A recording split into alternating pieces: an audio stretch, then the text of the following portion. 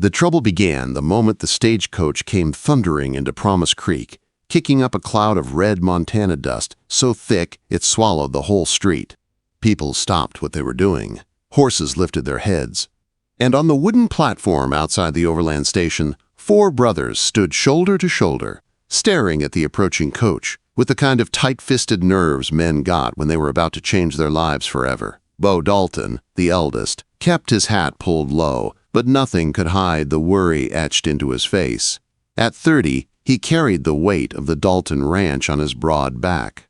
It had been his idea for all 4 of them to send letters to the matrimonial agency back east.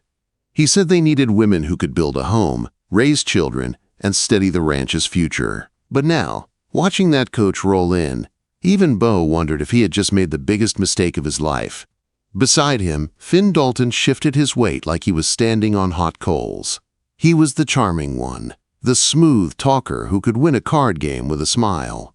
He had picked his bride based on a single line in her description, hoping for a witty woman to make long days less dull. Now he tugged at his shirt collar, like the Montana sun had suddenly doubled in heat. Owen, the quiet scholar, stood slightly apart, his fingers moving nervously along the spine of a book tucked under his arm. He wasn't made for bold choices or big risks, yet he had taken one by choosing a woman who said she loved poetry and pressed flowers. He feared she'd step off that coach, take one look at the rough Dalton ranch, and turn right back around. Ree Dalton, the youngest at barely 20, practically bounced on his heels. Hope shone plain on his face. He had chosen a bride simply because she sounded kind. He had spent nights dreaming about meeting her, imagining a soft smile and warm eyes that made the world feel gentler. The coach rolled to a stop with a heavy groan. The horses snorted and tossed their heads. The old driver, Gus, spit a stream of tobacco and shouted, "Daltons, got a special delivery for you." "4 of 'em!" Bo's eyebrows drew together. 4? Only 3 brides were supposed to arrive today. His own bride was due next month. He stepped forward, ready to correct the mistake, but the coach door opened before he could speak. A young woman stepped out first. She had gentle brown eyes and a hopeful glow on her face. She looked around the dusty street, as if it were full of wonder instead of tired buildings and clattering wagons. Ree's heart nearly burst. She was exactly as he had pictured, soft, kind, and full of quiet light. She turned and helped another woman down. This one moved with calm grace, holding a small portfolio against her chest like it contained her soul. Her eyes drifted over everything with gentle curiosity. Owen felt something warm shift in his chest. She looked like someone who loved quiet mornings and old books. Then came the third. Her steps were firm, her chin high, her gaze as sharp as a hawk's. She looked like the kind of woman who wouldn't flinch at a stampeding bull. Finn felt a grin pull at his mouth. She had fire. He liked fire. But before the brothers could speak, a 4th figure stepped into the doorway, the oldest. The leader. Her dark hair was streaked with sun, her eyes steady and deep. She held herself like a woman who had carried more than her share of burdens yet refused to bow to them. Bo straightened, surprised by the strength in her gaze. She looked right at him, as if she already knew he was the one she'd have to reckon with. The 4 women walked toward the brothers. As they lined up, the truth became impossible to miss. They had the same dark hair, the same high cheekbones, the same quiet pride. They were sisters. Gus let out a low whistle. "Well, I'll be." Like a matched set of china dolls, all addressed to the Dalton ranch. The brothers stared, stunned. Bo finally found his voice. "Ma'am," he said to the eldest, "there's been a misunderstanding. We were expecting 3 women, not—" "There is no misunderstanding," the eldest said calmly. "My name is Eleanor Vance. These are my sisters, Isabel, Rosalind, and Genevieve. You sent for brides." We answered, "But I didn't send for—" Bo began, but she cut him off with a look so tired and honest, it froze the words in his throat. The matrimonial agency made an error in printing. They listed 4 Dalton brothers seeking brides. Her voice softened. "We saw a chance to stay together." We took it behind her. The three younger sisters stood close, their shoulders touching. They were worn from travel, but united in a way that made it clear they feared being separated more than anything else in the world. A hot wind swept across the platform, carrying dust and the faint smell of horses. For a long moment, no one spoke. Bo looked at the women's meager luggage, their whole lives packed into a few trunks. He saw fear in their eyes, but also courage. He felt a weight settle on his chest heavier than any ranch burden he'd ever carried. "Gus," Bo said, finally clearing his throat, "load their trunks. They can rest at the ranch for the night." He paused. "Then we'll talk." It wasn't a promise, but it wasn't rejection either. For the Vance sisters, it was hope. For the Dalton brothers, it was the beginning of something they never could have planned. The Dalton ranch woke the next morning to a kind of quiet no one knew how to name. It wasn't tension exactly, and it wasn't peace either. It was something caught in between, like the moment right before a storm decides whether to break or drift away. Inside the log house, the four Vance sisters moved with the soft grace of women who had lived hard lives but learned to keep going anyway. They worked without fuss, trying to show they were willing to pull their own weight. But the brothers were a different story. 8 people in a house built for 4 felt like trying to squeeze a wagon through a doorway. Ree nearly walked straight into a wall because Jenny smiled at him while pouring water, then dropped a plate because Izzy brushed past him. Owen couldn't seem to read a single page without glancing at Rose every 3 minutes. And Bo watched everything and said nothing, though his jaw stayed tight from dawn to dusk. By noon, the Dalton ranch had become a strange dance between 4 determined sisters and 4 confused men who didn't know how to behave around them. The Vance sisters worked hard, harder than the brothers expected. Nora took command of the kitchen with a quiet authority. Soon the smell of warm bread drifted through the house, mixing with the sharp scent of pine logs burning in the stove. The Dalton brothers hadn't tasted anything like it in years. When Bo sat at the table that first morning and took a bite, his expression softened for the first time since their arrival. But he didn't say a word. Izzy, was already arguing with Finn out by the barn.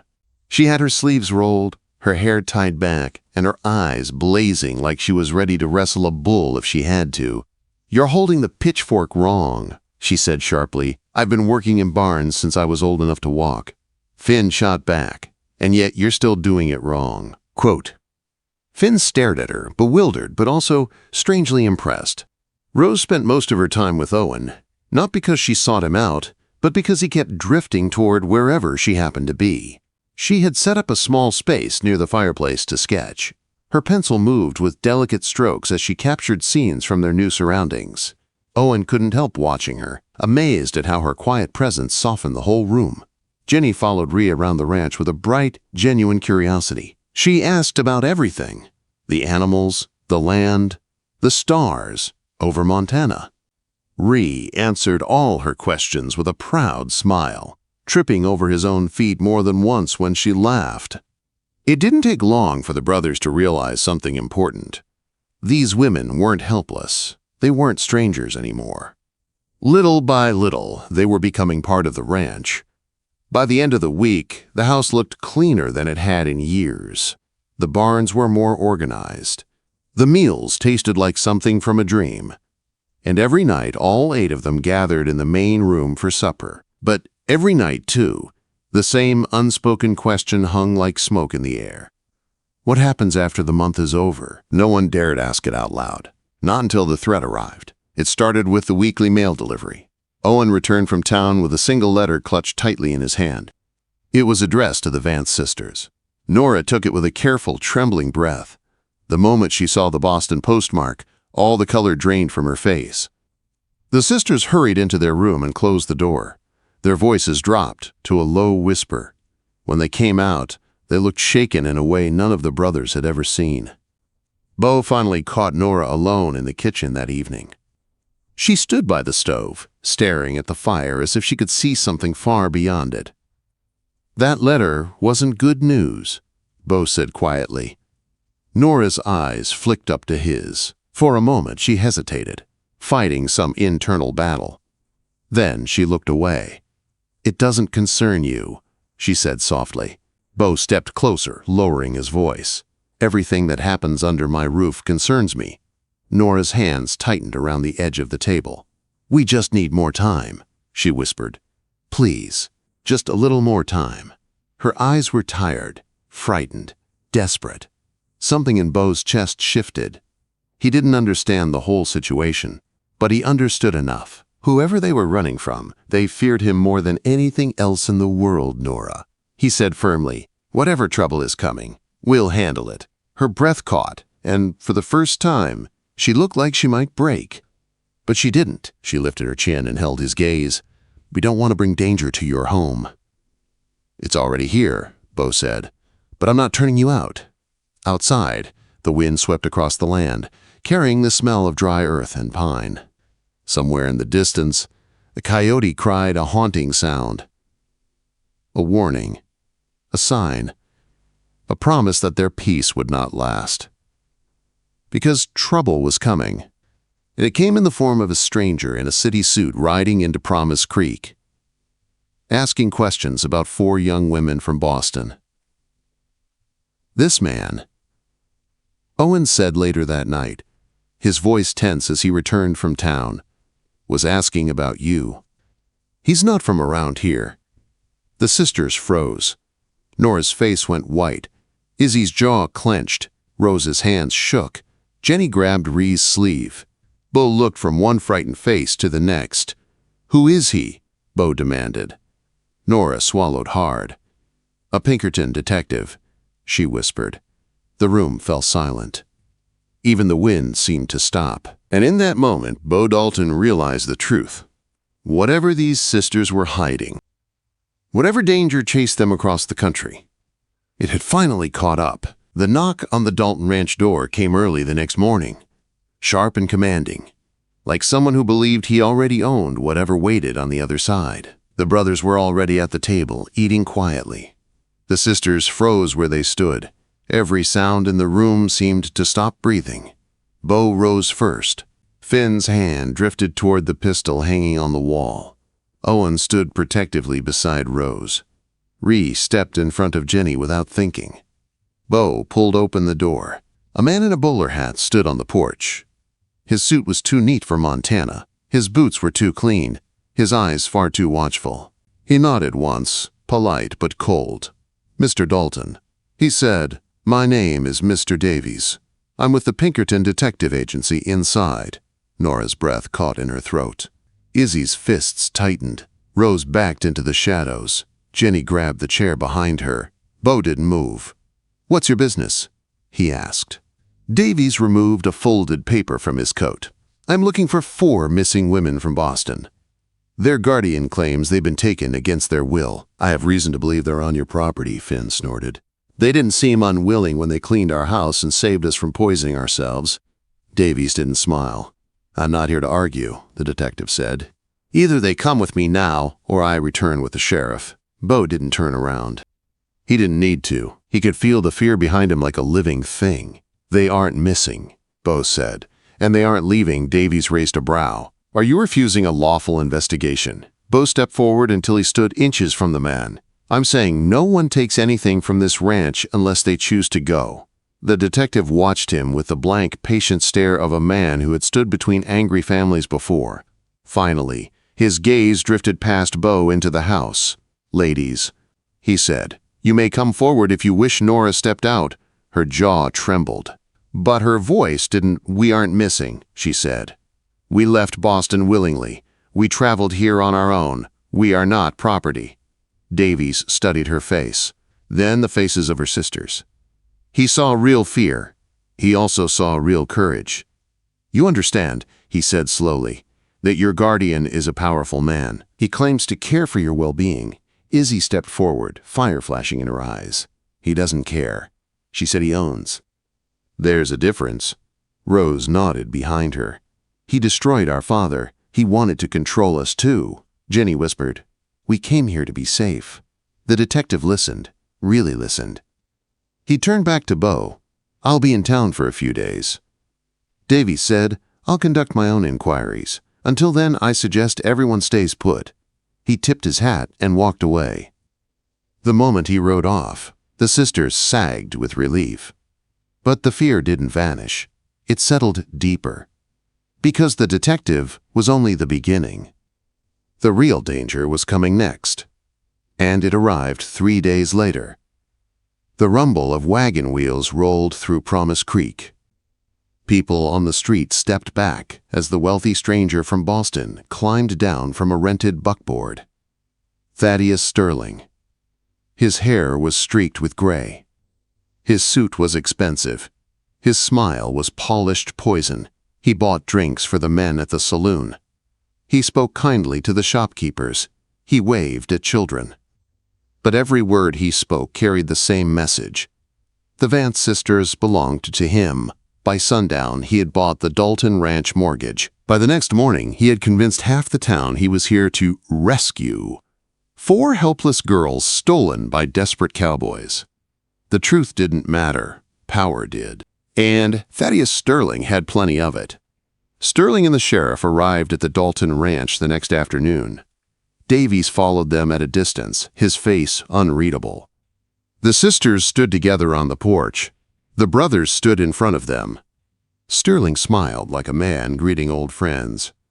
"Girls," he said warmly, "I've come to bring you home." Izzy's glare could have set fire to a barn. Nora lifted her chin. "We are home."